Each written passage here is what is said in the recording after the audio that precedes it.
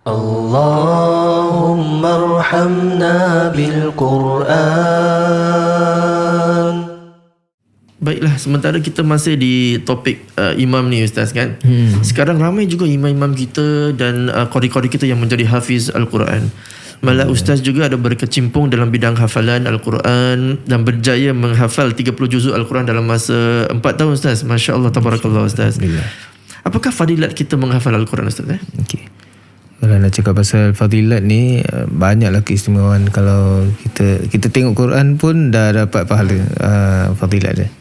Jadi kalau saya cerita sikit lah tentang bagaimana permulaannya saya menghafal Al-Quran.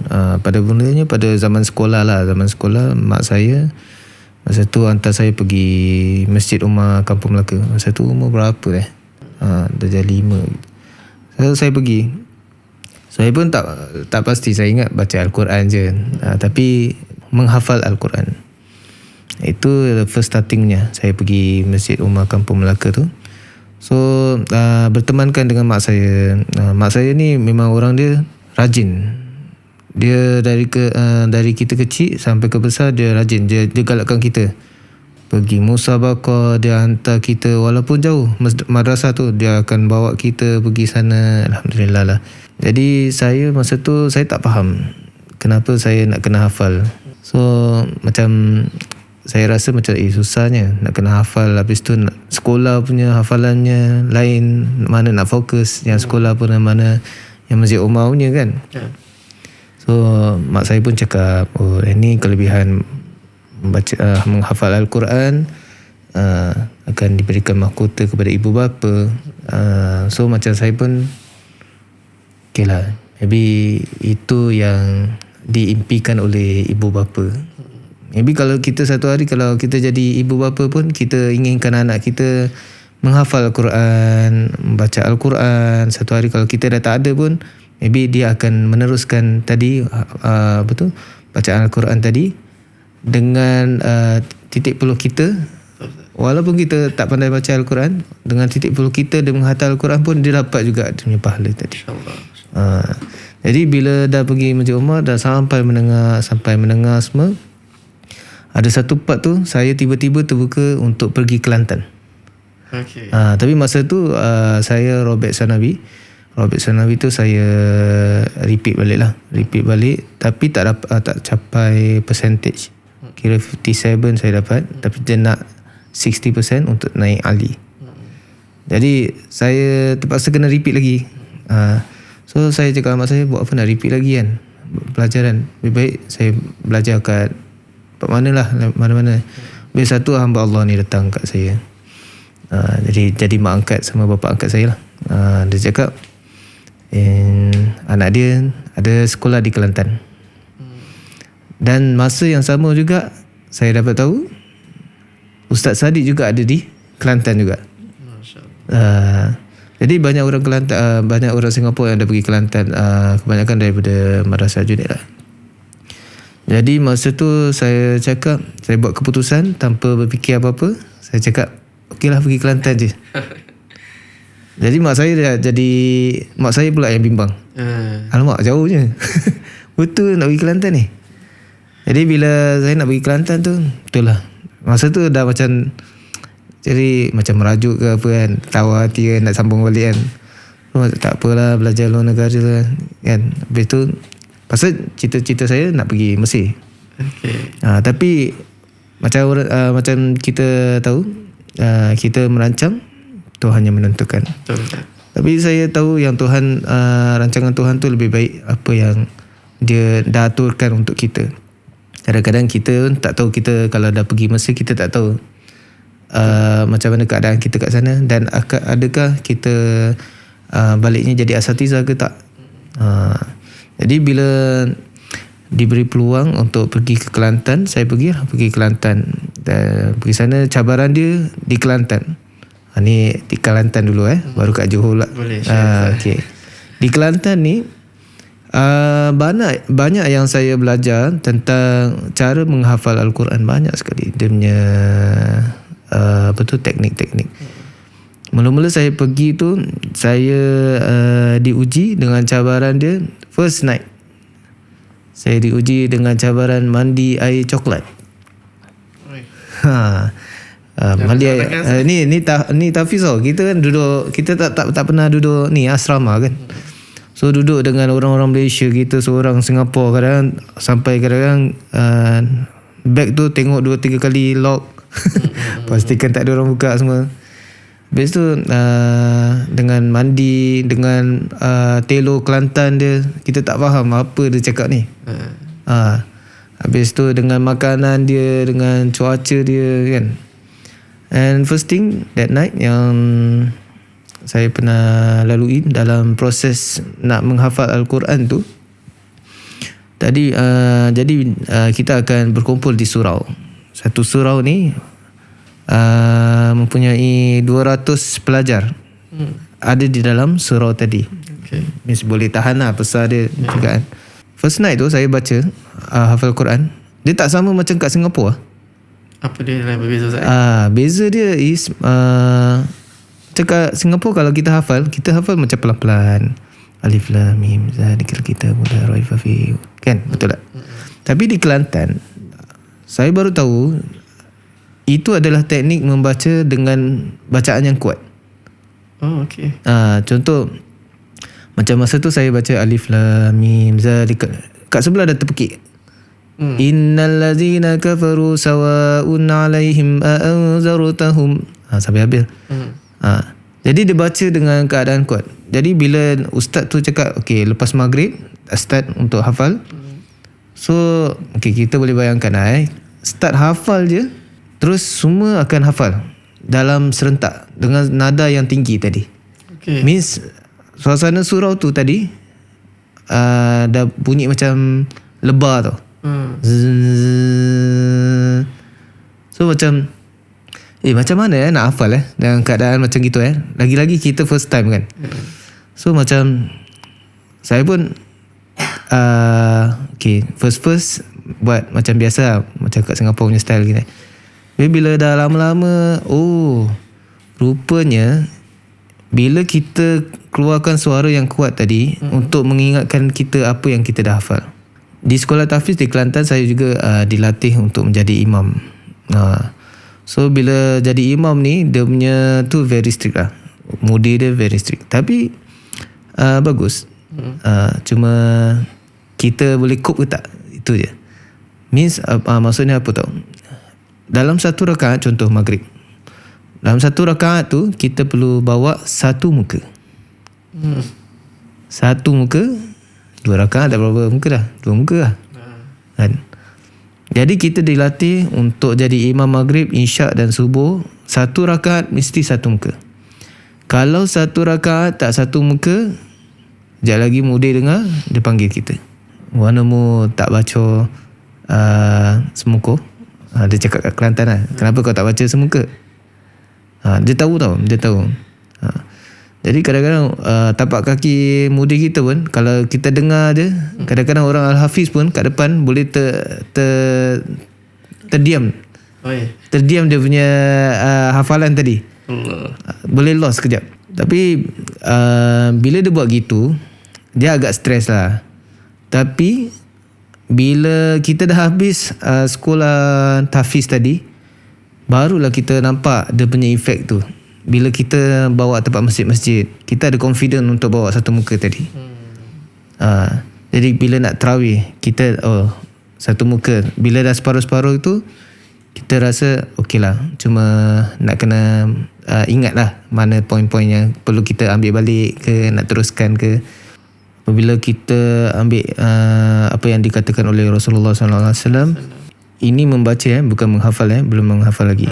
Satu, aku tak mengatakan satu kalimat itu satu perkataan. Alif lam mim itu satu perkataan. Tapi alif itu 10 kebaikan. 10 kebaikan, lam 10 kebaikan, mim 10 kebaikan. So itulah yang istimewa kita sebagai umat Nabi Muhammad SAW, yang diberikan istimewa sekali. Yang saya pernah cakap dengan pelajar saya, kalau ustaz ada $30, Ustaz cakap awak baca Alif Lam Mim, Ustaz kasih $30. Awak nak tak? Ustaz nak, Ustaz. Tapi saya tak bagilah, betul-betul. Okay, tapi saya akan terangkan, nak tahu tak Allah akan bagikan lebih daripada apa yang kita rasa kita nak yang $30 tadi. Sebab apa? Kita lumrah sebagai manusia ni, kita nak benda yang ada di depan mata. Pahala kita tak nampak pun. Betul tak? Bila kita cakap pahala dengan budak-budak sekarang, macam mana? Pahala, alamak, nantilah dulu. Kan, betul tak? Kita mesti dia tangguhkan. Tapi kalau sekiranya Allah berikan penglihatan untuk mereka untuk nampak pahala yang Allah bagi tu, saya rasa dia akan merebut-rebut untuk membaca Al-Quran. Betul. Betul tak? Betul, Ustaz. Apalagi kalau membaca, kalau menghafal lagi kena repeat lagi, lagi lebih lagi. Lagi menghafal tu kita perlukan kesabaran. Kena ada teknik. Macam mana menghafal tu boleh sampai satu muka. Bukan ada orang ingat macam hafal tu terus baca, hafal terus. Bukan, tak boleh. Okay. Dia hafal tu nak kena satu ayat tu nak kena ambil sikit tambah. Contohlah Alhamdulillahi Rabbil Alamin. Selagi ayat yang pertama tak lancar, jangan pergi ke ayat seterusnya. Okay. Itu yang kita diajar lah. Jadi bila ayat yang kedua sama juga bentuk yang sama, dan kita ambil daripada ayat pertama tadi pergi pada ayat yang kedua. Jadi berapa kali Ustaz kalau nak repeat ayat yang Ustaz nak hafal tu? Okay. Pada zaman saya di Kelantan, diberi 1 jam. Lepas maghrib tu sampai pukul sampai isyak. Ada yang orang stay sampai 9 lah di surau tu. Tapi itu satu cabaran untuk kita dapatkan 1 jam tu untuk dapatkan satu muka. 1 jam satu muka. Itu bukan nampak macam senang, tapi sebenarnya dia agak mencabar juga. Okay. Pasal kita dengan kawan-kawan kita, ada yang tiba-tiba nak ajak berbual, itu pun ada juga kan. Habis itu tiba-tiba, pasal ada yang kawan kita maybe dia dah hafal lebih cepat dari kita, tiba-tiba dia nak ajak berbual dengan kita. Okay. Itu satu cabaran. Kita punya penghafalan kita tak sama macam orang lain. Maybe kita punya ada lambat. Ada setengah orang yang boleh tengok je, screenshot terus boleh hafal. Ana pernah jumpa di Johor. Budak 11 tahun malam tu tak sentuh Al-Quran. PSP. Masa tu zaman PSP. Main. Okay. Budak-budak kan. So kita ni, kita nak hafal ni macam nak pecah. Kan 1 jam lagi kan. Lagi kita macam mana nak hafal kan. Habis tu sambungan dia kalau tak sampai satu muka tu, sebelum subuh tu nak kena bangun, nak kena hafal balik. Jadi budak ni pula malam PSP, setiap pagi dia akan hantar dengan ustaz hafalan baru dia 4 page. Bila dia baca ustaz? Tu kita pernah tanya dia juga, macam mana dia hafal ni. Dia kata dia just tengok je gitu, screenshot, dia baca sebelah, screenshot, lepas tu setiap hari dia akan hantar 4 page. Kita ni 1 page dah terkial-kial. Masya Allah. Yang ni mukjizat Al-Quran. Kalau walaupun dia tak ada usaha kat situ, tapi kita tak semestinya kita yang berulang-ulang ni, kita ni tak dapat nikmat yang Allah bagi. Allah bagi setiap orang ada nikmat. Macam tadi nikmat dia screenshot. Tapi Allah bagi kita nikmat dia berkali-kali kita mengulang. Jadi kalau 1 jam tu kena satu muka surat. So how many times Ustaz akan repeat Ustaz? Kalau ayat tadi senang, Alhamdulillah lah. Pasal dia macam innallazina amanu wa amilus solihat. Tu kalau itu kan senang kan, kita boleh ingat. Tapi kalau kena macam ayat yang macam, saya kalau dah kena ayat yang panjang, kalau kena ayat pendek dia mencabar sikit. Pasal kita dah terbiasa dengan panjang kan. Bila nak masuk yang pendek punya, macam mana nak kena ingat gitu tu. Jadi kita kena familiar lah. Betul. So saya pun dengar juga kalau kita nak hafal tu, kadang kita jangan mula dengan hafalan. Kita baca dulu muka surat tu mungkin 15 kali gitu. Betul. Tapi kalau macam dia tak semestinya satu page tu 15 kali tau. Dia ikut pada ayat tadi yang nak cakap. Kalau dia ikut by ayat, lagi mudah untuk dia hafal. Okay. Kalau dia ikut macam 15 kali pace, susah untuk dia hafal. Pasal dia tak nampak. Bila kita hafal ni, dia punya effect is kita boleh nampak Al-Quran tu kat depan mata kita. Bila kita jadi imam, kita akan nampak apa yang kita hafal. Dan kita akan dengar, bila suara kita kuat tadi, kita akan dengar balik. Walaupun kita lupa, bila kita ulang balik sekali lagi, 2-3 kali, kita akan ingat balik. Oh, ni yang tadi kita ada salah. So kita akan ingat, kita automatik akan ingat. Kita walaupun tak nampak jelas dia punya screenshot tu, tapi kita dapat agak dia punya bacaan tadi. InsyaAllah. Jadi teknik dia, kalau Ustaz nak kongsi kita tadi, first teknik tadi kita baca dengan kuat kan? Betul. Jadi kita hafal dengan suara dan kita hafal dengan mendengar gitu kan. Yang kedua, yang hafal ayat-ayat mungkin yang senang, kita boleh repeat a few times. Kalau dah dapat, okay. Tapi yang mungkin lebih susah, kita mungkin break it down dan kita kena repeat a few more times. Ada lagi one more teknik Ustaz, mungkin kita boleh amalkan macam nak hafal Al-Quran Ustaz. Satu lagi teknik, iaitu ambil masa yang tenang. Contoh, lepas maghrib, lepas isyak, ataupun sebelum subuh, selepas subuh.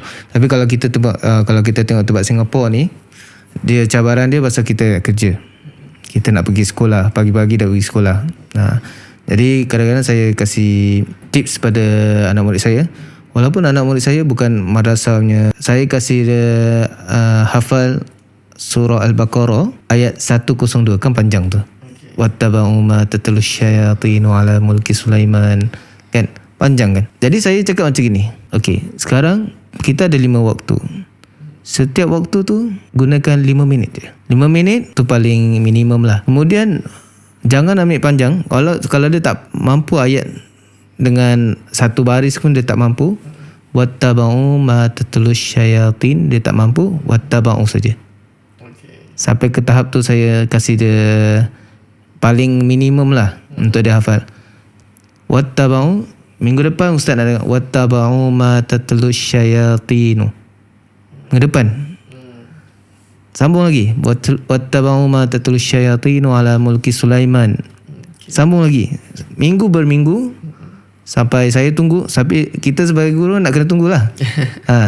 Sampailah dia dapat satu ayat tadi. Alhamdulillah. Jadi mengikut kemampuan. Jadi tak semestinya budak madrasah saja boleh. Budak sekular pun boleh. Means Quran ni untuk semua. Jadi semua boleh atas usaha kita sendiri.